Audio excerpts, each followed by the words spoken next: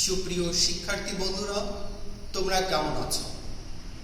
আশা করি তোমরা সবাই ভালো আছো, বাসায় আছো। তোমরা জানো এই করোনার ভয়াল পরিস্থিতিতে বাসা থেকে বের হওয়া যাবে না, বাসায় থাকবে এবং স্বাস্থ্যবিধি মেনে চলবে। এবং তোমরা ইতিমধ্যে জানতে পেরেছ বাংলাদেশ সরকার ইনিশিয়াল পেজে অনলাইন ক্লাসের ব্যবস্থা করেছে এই সংকট থেকে ছাত্রছাত্রীদেরকে কিছুটা উপকৃত করার জন্য। আজকে আমি অনলাইন ক্লাসে তোমাদের মডিফায়ার্সের ডিটেলস বিষয় নিয়ে আলোচনা করব। আশা করি তোমরা সবাই উপকৃত হবে। আমি গত ক্লাসে মডিফায়ার্সের বেসিক আলোচনা করেছিলাম, আজকে অনলাইন ক্লাসে তারই ডিটেলস আলোচনা করব। Okay, let us get started. আজকে আমরা দেখব প্রি মডিফায়ার এবং পোস্ট মডিফায়ারের technical uses in a sentence, একটি সেন্টেন্স। আমরা একটু দেখে নিই participle as pre modifier. Participle শব্দটিকে প্রি মডিফায়ার হিসেবে আমরা দেখব। হতে পারে সেটা প্রেজেন্ট পার্টিসিপল, হতে পারে past participle. I think participle সম্পর্কে তোমাদের ধারণা আছে। আমি আজকে একটু স্মরণ করিয়ে দিই। প্রেজেন্ট পার্টিসিপল হচ্ছে ভার্বের বেস ফর্মের সাথে আইএনজি যুক্ত অংশ, যা মূলত অ্যাডজেক্টিভের মতো কাজ করে।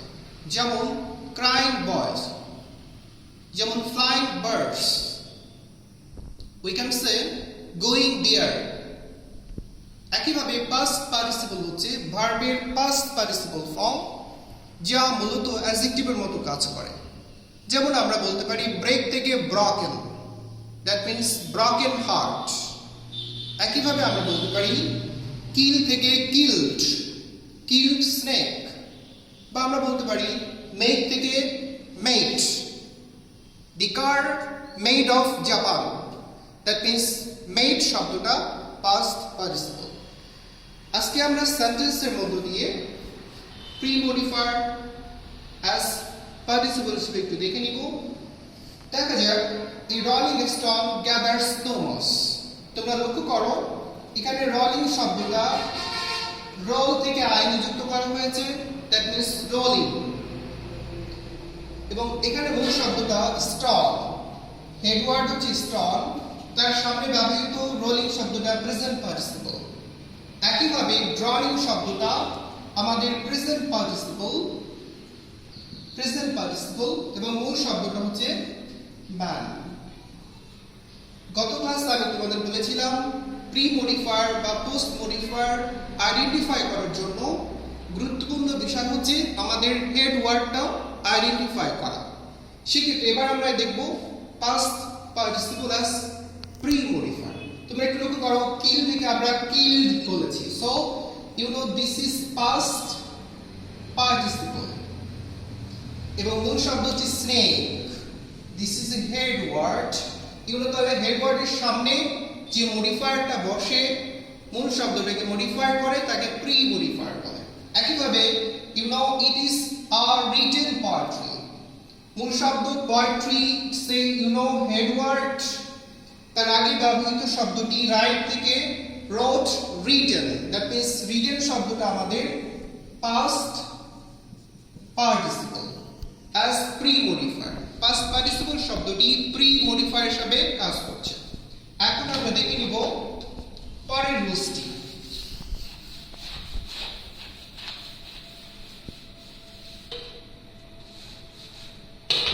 আমরা একটু দেখে নিব অ্যাডজেক্টিভ অ্যাজ প্রি মডিফায়ার, অর্থাৎ অ্যাডজেক্টিভ শব্দগুলোকে আমরা প্রি মডিফায়ার হিসেবে দেখব। যেমন আমরা জানি খুবই কমন কিছু অ্যাডজেক্টিভ আছে। ধরা যাক আমরা বললাম he is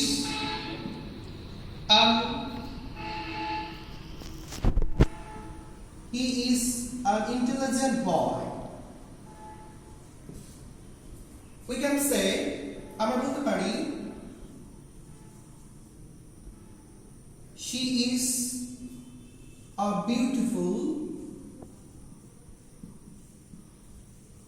is a beautiful monster. আমরা দুইটা সেন্টেন্স লিখেছি, বাট আমি কয়েকটি উদাহরণ বলি। যেমন ধরা যাক he is a good boy. Good শব্দটা এখানে অ্যাডজেক্টিভ এবং এটা প্রি মডিফায়ার।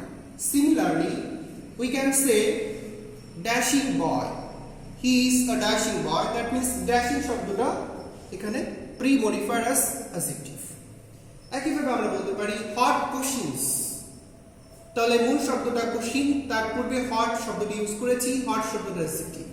সিমিলারলি আমরা আরো অনেক উদাহরণ বলতে পারি, যেমন বলতে পারি ডেড হর্স। ডেড শব্দটা অ্যাডজেক্টিভ। একইভাবে আমরা বলতে পারি টাফ কুকি। টাফ শব্দটা অ্যাডজেক্টিভ। একইভাবে আমরা বলতে পারি সুইট হার্ট। সুইট শব্দটা এখানে অ্যাডজেক্টিভ। আমরা আরো অনেক উদাহরণ বলতে পারি, যেমন সুগার ড্যাডি ইসেট্রা। যখন আমরা একটু দেখি হি ইজ অ্যান ইন্টেলিজেন্ট বয়। আমি আগে বলেছিলাম প্রি মডিফায়ারের ক্ষেত্রে প্রথমত আমরা মূল শব্দটা খুঁজে বের করব। মূল শব্দটা হচ্ছে আমাদের বয় এবং এর আগের শব্দটা যদি লিসেন মডিফায়ার ইন্টেলিজেন্ট। সো আমরা বলতে পারি এখানে অ্যাডজেক্টিভ শব্দটা প্রি মডিফায়ার হিসেবে কাজ করছে। সিমিলারলি দুই নম্বর বাক্যটা একটু দেখি, she is a beautiful monster. এখানে মনস্টার শব্দটা head word, it's a noun. তার আগে ব্যবহৃত শব্দটি বিউটিফুল, ইটস অ্যান অ্যাডজেক্টিভ। তাহলে বিউটিফুল শব্দটা প্রি মডিফায়ার, তোমরা জানতে পেরেছো। এবং I think she is a beautiful monster, এটা একটি ফিগার অফ স্পিচ যা মূলত কবিতার ভাষায় বেশি ইউজ করা হয়। ফিগার অফ স্পিচ হচ্ছে র্যাটরিক ল্যাঙ্গুয়েজ। তোমরা পরবর্তীতে অনার্স লেভেলে গিয়ে জানতে পারবে। আমি সংক্ষেপে বলি, beautiful monster is an oxymoron. এটা হচ্ছে একটি অক্সিমোরন। অক্সিমোরন হচ্ছে তোমরা জেনে থাকবা পাশাপাশি দুইটা বিপরীত শব্দ বসে সাইড বাই সাইড বসে অর্থের গুরুত্বটাকে অনেক বেশি বাড়িয়ে দেয়। বিউটিফুল মনস্টার মানে একটি সুন্দরী দানব। ঠিক আছে, যাও আমরা একটু দেখি নি পরের রুলসটা একটু দেখি।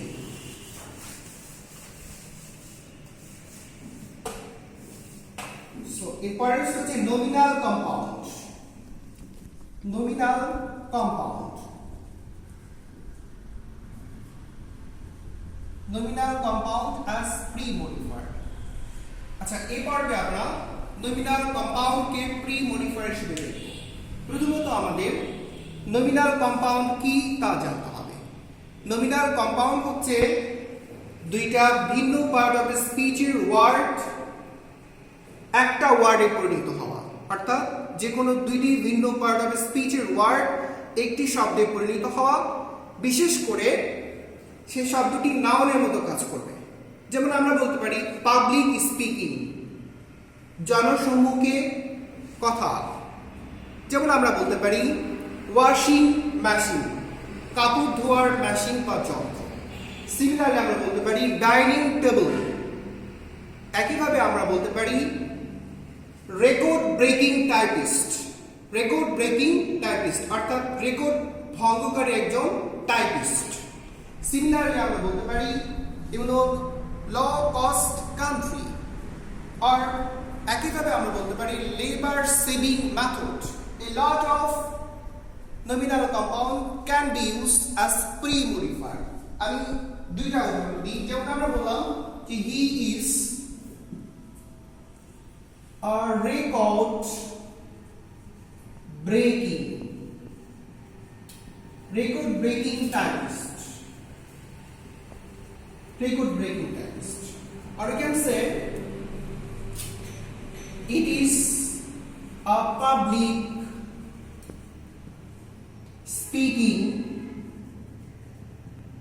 speaking class. I think তোমরা বুঝতে পারবে। লিসেন, রেকর্ড ব্রেকিং এই দুইটা শব্দ একটি শব্দে পরিণত হয়েছে এবং তা বেসিক্যালি কিসের মতো কাজ করে? নাউনের মতো কাজ করছে। সিমিলারলি পাবলিক স্পিকিং, এটাও এখানে দুইটা শব্দ ছিল, বাট নমিনাল কম্পাউন্ডের ক্ষেত্রে তা একটি শব্দে পরিণত হয়েছে। আশা করি তোমরা বুঝতে পেরেছো। আমি পরবর্তী প্রশ্নে চলে আসি। পরবর্তী প্রশ্ন হচ্ছে নাউন অ্যাডজেক্টিভ অ্যাজ প্রি-মডিফায়ার, অর্থাৎ এই পর্বে আমরা নাউন অ্যাডজেক্টিভ গুলোকে noun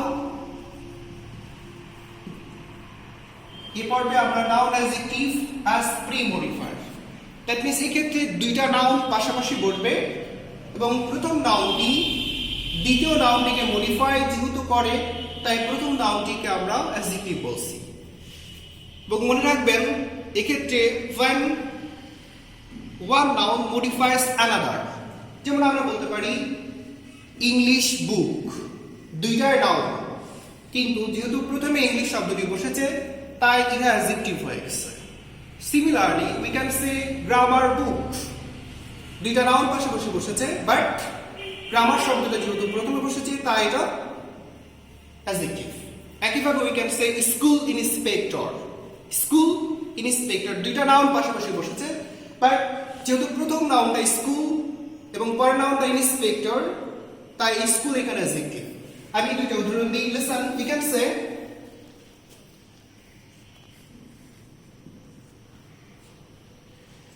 this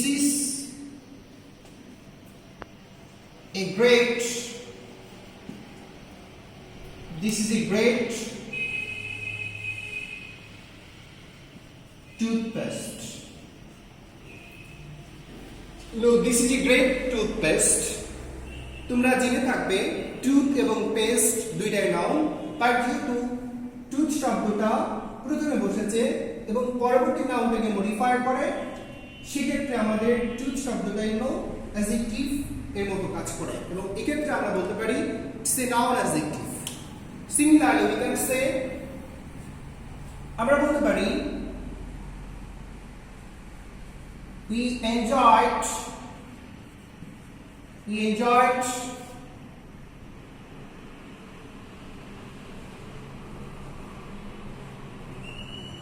the football match. We enjoyed the football match. I think তোমরা বুঝতে পারছো এখানে ম্যাচ শব্দটা নাউন, ফুটবল শব্দটাও নাউন। তবে যেহেতু দুইটা নাউন পাশাপাশি বসেছে, প্রথম নাউনটা দ্বিতীয় নাউনটাকে মডিফাই করছে তাই এই ফুটবল শব্দটাকে আমরা অ্যাডজেক্টিভ হিসেবে ডিনোট বা প্রকাশ করছি। আচ্ছা, আই থিঙ্ক প্রি মডিফায়ার সম্পর্কে তোমাদের বেসিক একটা আইডিয়া আমি দেওয়ার চেষ্টা করেছি এবং যেগুলো একটু ডিফিকাল্ট। এরপরে আমি দ্যাট মিনস এবার পোস্ট মডিফায়ার নিয়ে আমি আলোচনা করব এবং আশা করি তোমরা সবাই ক্লাসটি বুঝবে।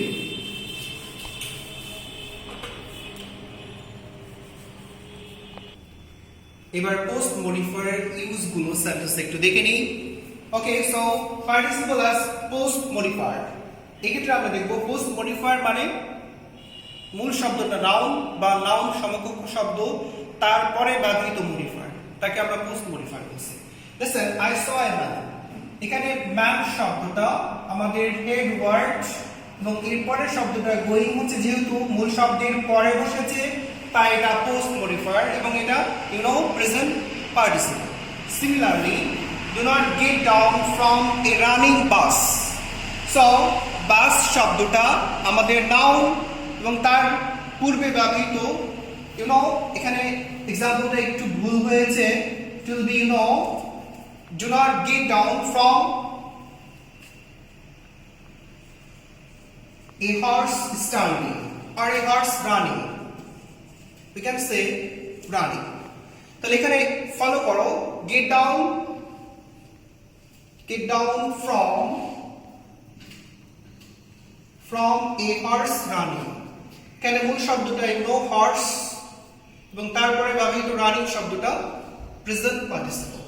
একইভাবে আমরা একটু চলে আসি দি কার made of Japan.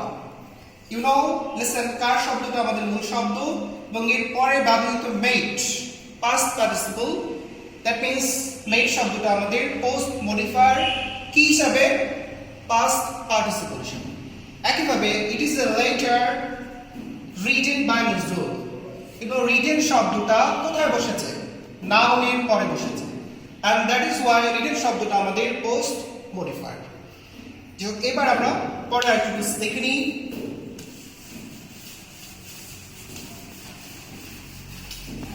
Adjective phrase as post modifier. Adjective phrase. Adjective phrase as post modifier. We can say the boy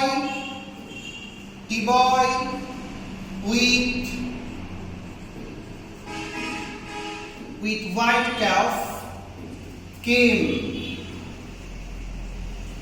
here. The boy with white calf came here. আরেকটু উদাহরণ দেখি। The woman in white shirt, black shari, in black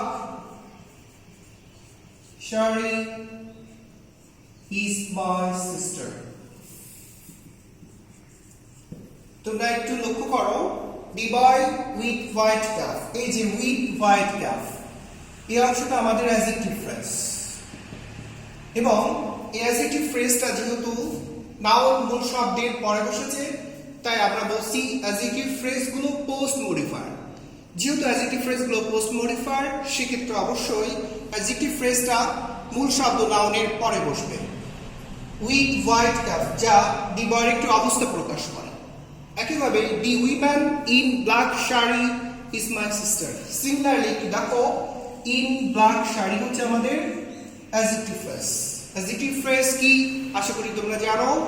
কয়েকটি শব্দ একসঙ্গে বসে যখন অ্যাডজেক্টিভের মতো কাজ করে, তখন আমরা সেই শব্দগুলোকে অ্যাডজেক্টিভ ফ্রেজ বলি। যেমন ইন ব্ল্যাক শাড়ি হচ্ছে দি উইমেনের একটি অবস্থা প্রকাশ করে। সো এটা আমাদের post modifier. So this is A post modifier. এরপরে আমরা পরে আরেকটি রুলস দেখে আসি, যেখানে দেখব অ্যাপোজিশনস আর অ্যাপোজিটিভ ক্লজ। অ্যাপোজিটিভ ক্লজ, আশা করি তোমরা অ্যাপোজিটিভ সম্পর্কে তোমাদের বেসিক ধারণা আছে।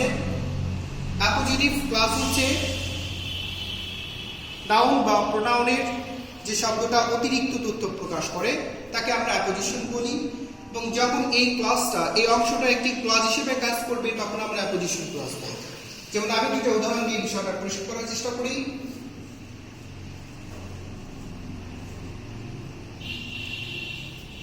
The rumor that they married. The rumor that they married proved false. Proved false. একইভাবে we can say the report that he was murdered. The report that he was murdered was false or was true. Was true.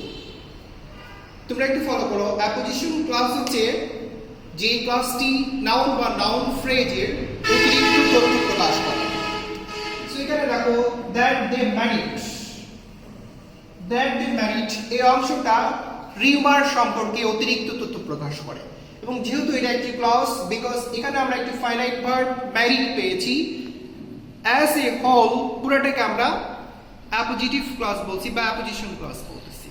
Similarly এটা হচ্ছে আমাদের post modifier, because এক্ষেত্রে তোমরা একটু follow করো, that they married এই অংশটুকু বা এই ক্লজটি সামনে কি আছে? দি রিউমার আছে, এবং এই দি রিউমারটা হচ্ছে আমাদের মূল শব্দ।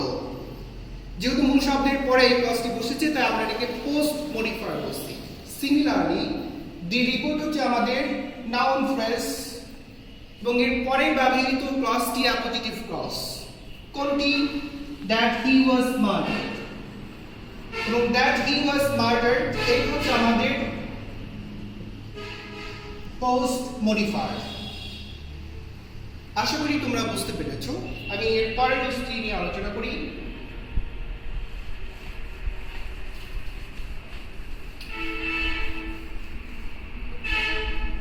Relative clause. Relative clause as post modifier. Relative ক্লজের অপর একটি নাম হচ্ছে adjective clause. I think adjective clause সম্পর্কে তোমাদের ধারণা আছে। এমন একটি ক্লজ যা নাউন বা প্রোনাউনের দোষ, গুণ, অবস্থা, পরিমাপ, বৈশিষ্ট্য ইত্যাদি প্রকাশ করে, তাকে অ্যাডজেক্টিভ ক্লজ বলে।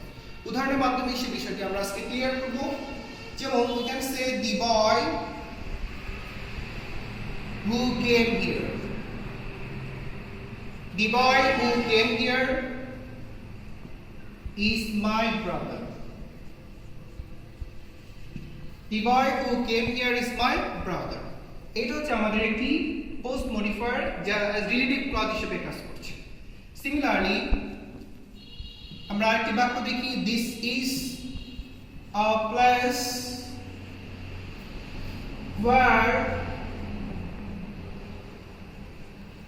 where he was born.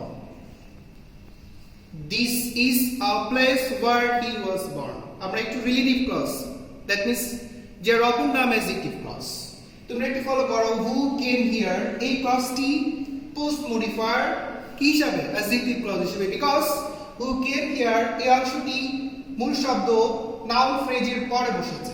So that is আমরা এটাকে আমরা পোস্ট মডিফায়ার বলি। একইভাবে this is a place where he was born. Where he was born এটা হচ্ছে আমাদের পোস্ট মডিফায়ার, বিকজ এর সামনের শব্দটা এ প্লেস হচ্ছে আমাদের নাউন ফ্রেজ। এইভাবে আমরা খুব সহজেই মডিফায়ার্স এর ডিটেইলস গুলো রপ্ত করতে পারবো। আশা করি তোমরা বুঝতে পেরেছো। আজকে অনলাইন ক্লাসে আমি মডিফায়ার্স সম্পর্কে তোমাদের কিছুটা বোঝানোর চেষ্টা করেছি। আশা করি তোমরা উপকৃত হবে। আমি পরবর্তী অনলাইন ক্লাসে নতুন একটি টপিকস নিয়ে তোমাদের সামনে হাজির হব। ততক্ষণ পর্যন্ত তোমরা সবাই ভালো থেকো, বাসায় থাকো, স্বাস্থ্যবিধি মেনে চলো। ধন্যবাদ সবাইকে।